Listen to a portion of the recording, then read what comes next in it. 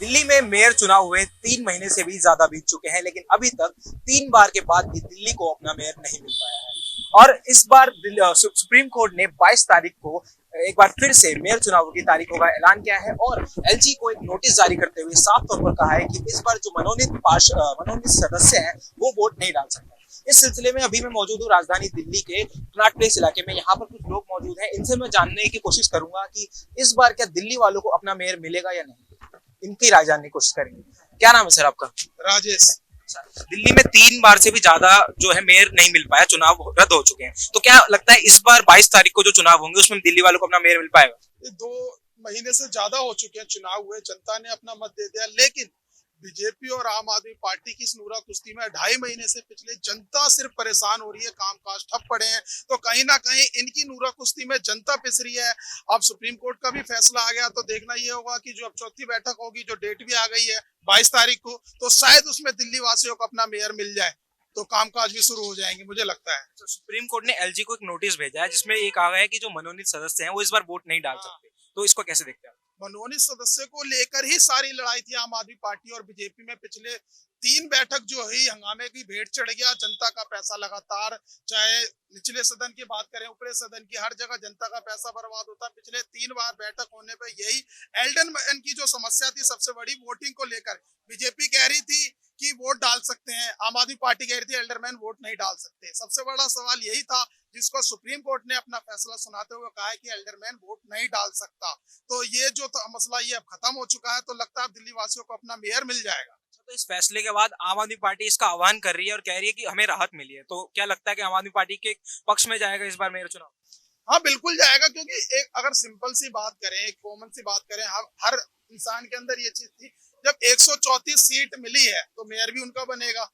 लेकिन दुर्भाग्य ही रहा कि सदन हंगामे की भेंट चढ़ता रहा। आम आदमी पार्टी डीएमसी एक्ट का हवाला देती रही, वहीं बीजेपी भी डीएमसी एक्ट का हवाला देती रही, कि दोनों ये कहते रह गए कि भाई वोट डालने का अधिकार है, एक कह रहा कि नहीं है। इसी की लड़ाई थी आखिरकार, और वो फैसला सुप्रीम कोर्ट ने सुना दिया है। तो अब तो निश्चित है कि कहीं ना कहीं जो फैसला है वो साफ है कि मेयर आम आदमी पार्टी का बनना तय है कहीं ना कहीं। शुक्रिया हमसे बातचीत के लिए। और भी लोग हैं, इनसे जानने की कोशिश करेंगे। क्या नाम है सर आपका?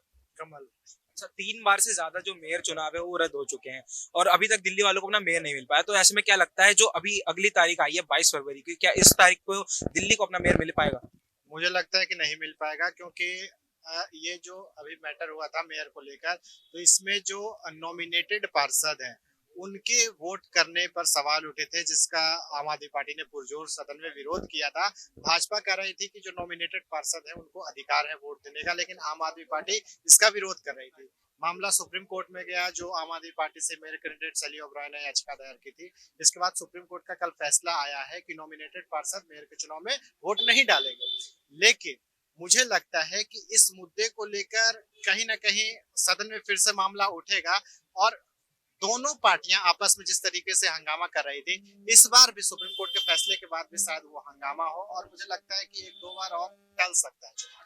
दोनों पार्टियों के हंगामे के बीच जो दिल्ली की जनता है वो पिस रही थी, तो एक दिल्ली के नागरिक होने के रूप में आपको क्या क्या परेशानियों का सामना करना? बस इतना कहना है कि अगर एमसीडी में अरविंद केजरीवाल को बहुमत मिला था, तो एक आम नागरिक होने के नाते अगर मैं आपको बताऊं कि वो सोचते हैं कि जिनको बहुमत मिला उनका मेयर होना चाहिए। नॉमिनेटेड पार्षद, स्टैंडिंग कमेटी, ये सब टेक्निकल वर्ड है, ये लोगों को पता नहीं होता। एक आम इंसान ठेला चलाने वाला यही बोलता है कि जब बहुमत उनको मिला तो मेयर किसका बनेगा, आपका क्यों बनेगा। तो सीधा तौर पर भाजपा को लोग दोषी ठहरा रहे थे, और इसमें सिर्फ और सिर्फ मतलब कि एमसीडी के जो काम होते हैं उसका नुकसान हुआ है, क्योंकि अभी ना मेयर बना है ना स्टैंडिंग कमेटी का सदस्य है। ऐसे में काम कैसे होंगे। तो सीधे तौर पर आम जनता का नुकसान हुआ है, और मुझे लगता है कि जल्द से जल्द इसका फैसला हो जाना चाहिए। आपको क्या लगता है सर, दिल्ली वालों को अभी तक अपना मेयर नहीं मिल पाया, 3 बार से ज्यादा जो है चुनाव मेयर के वो रद्द हो चुके हैं? ये देखिए, ऐसा जो टेक्निकल चीजें हैं, जैसे वो मेयर बनना चाहिए, वो सारी चीजें हो रही हैं, और ये लोगों को आपसी में, इन्हें केवल आपसी में लड़ करके जो जनता को दिखाना चाह रहे हैं, कहीं ना कहीं ये दोनों भारतीय जनता पार्टी और आम आदमी पार्टी की ये बहुत बड़ी गलती मानी जाएगी, और इस वजह से, इन लोगों की वजह से ही ये कहीं ना कहीं ये हो रहा है। अब कहने की बात आती है कि दिल्ली में एमसीडी जो है कि आम आदमी पार्टी ने जीती है, तो जीती है तो क्यों नहीं मेयर बन जाते, क्यों हंगामा करते? कहीं ना कहीं टेक्निकल फॉल्ट है, जो वो जिन पार्षदों को लेकर के और जो लोग मनोनीत किए गए हैं उसकी भरपाई आम आदमी पार्टी के पास की भी बात नहीं लग पा रही है और बीजेपी में भी नहीं लग पा रही है। तो ये खरीद फरोख्त के बगैर ये बनेगा नहीं। तो हंगामा करके ये लोग अपनी कमजोरी को साबित करना चाहते हैं कि हम नहीं बनाने की स्थिति में है। तो ये कहीं ना कहीं जनता का नुकसान है। जनता को ये चुनना चाहिए। जैसे अभी अरविंद केजरीवाल जी कह रहे हैं कि हम बहुमत में है फिर भी हमें सरकार नहीं। भाई आप तो विधानसभा में भी बहुमत में थे, तो यही कांग्रेस और भारतीय जनता पार्टी आपको क्यों नहीं रोक पाई? आपको पंजाब में क्यों नहीं रोक पाई? तो ऐसा नहीं है, किसी को इसका रोकना नहीं होता। उसमें एक संवैधानिक व्यवस्था है और संवैधानिक व्यवस्था के तहत वो बना सकते हैं।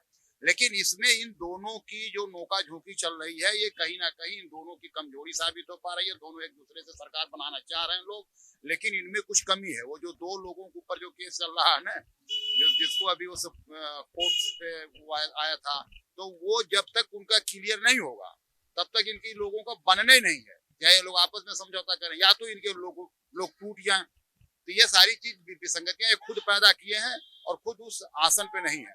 तो ये कहने की बात है इनके। अच्छा, तो दोनों पार्टी की नूराकश्ती और हंगामे के बीच जो दिल्ली की जनता पिस रही है, इसका जिम्मेदार आप किसे ठहराएंगे?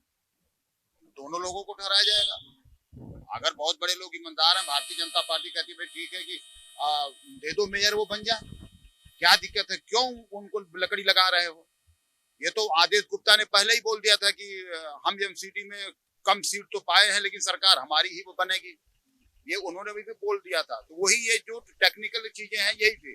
अब इसमें लोग एलजी को दोष दे रहे हैं जबकि इनमें किसी का दोष नहीं है। ये कहीं ना कहीं इन दोनों की गलती है और दोनों एक दो अंक से आगे पीछे चल रहे हैं।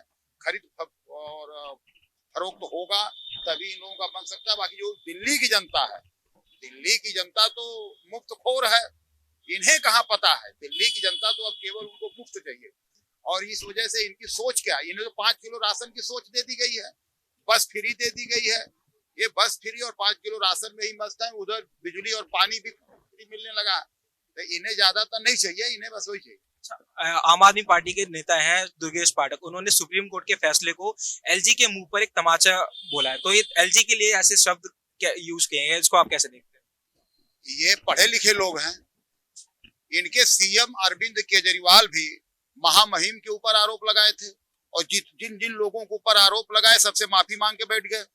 तो उन्हीं के पार्टी के दुर्गेश पाठक हैं। बिहार में जो पढ़ाई लिखाई का सिस्टम था इन्होंने दिल्ली में बर्बाद कर दिया। एक संवैधानिक व्यवस्था के तहत आप वो हो, आप इतने अच्छे लीडर माने जा रहे हो, आपको बिहार की जनता मान रही है, आम आदमी पार्टी मान रही है और आपको बोलने का ढंग नहीं। आप एलजी के ऊपर आरोप लगा दो, पीएम को गाली दो, राष्ट्रपति को गाली दो, इसके बाद आते हो तो कहते हो कि हम नेता हैं। हम लोग ऐसे नेताओं की शक्ल देखना भी पसंद नहीं करते। ये क्या राजनीति करेंगे? शुक्रिया बातचीत के लिए। आपका क्या नाम है? मेरा नाम मोहम्मद कामिल। आपको क्या लगता है कि इस बार जो 22 तारीख नई डेट आई है मेयर चुनावों के लिए, तो इस बार क्या दिल्ली वालों को अपना मेयर मिलेगा? दिल्ली वालों को मेयर जब तक नहीं मिलेगा, जब तक भारतीय जनता पार्टी अपनी रणनीति सही नहीं करेगी, दिल्ली को मेयर नहीं मिल सकता। ऑनरेबल सुप्रीम कोर्ट का कल फैसला आया है कि नॉमिनेटेड मेंबर्स को वोटिंग राइट नहीं है, लेकिन भारतीय जनता पार्टी के कुछ नेताओं को ये हजम नहीं हुआ और दिल्ली को मेयर जब तक नहीं मिलेगा, जब तक भारतीय जनता पार्टी अपनी रणनीति नहीं बदलेगी। ऐसे में दोनों पार्टियां एक दूसरे पर आरोप लगा रही थी, तो दिल्ली की जनता पिस रही है, उसमें क्या परेशानी है दिल्ली वालों को? दिल्ली वालों को परेशानियां बहुत है। एमसीडी में गंदगी की परेशानी है जो सच में ही बहुत बड़ी परेशानी है। मैं दिल्ली का निवासी नहीं, मैं यहाँ पे एक टेनेंट छात्र हूँ दिल्ली विश्वविद्यालय। तो दिल्ली की जो जनता पिस रही है, एमसीडी की गंदगी जो यहाँ पे लोगों को परेशान कर रही है, एयर क्वालिटी इंडेक्स का नाश हुआ पड़ा है। लेकिन पिछले 15 सालों से एमसीडी में भारतीय जनता पार्टी की सरकार रही, क्या मिला?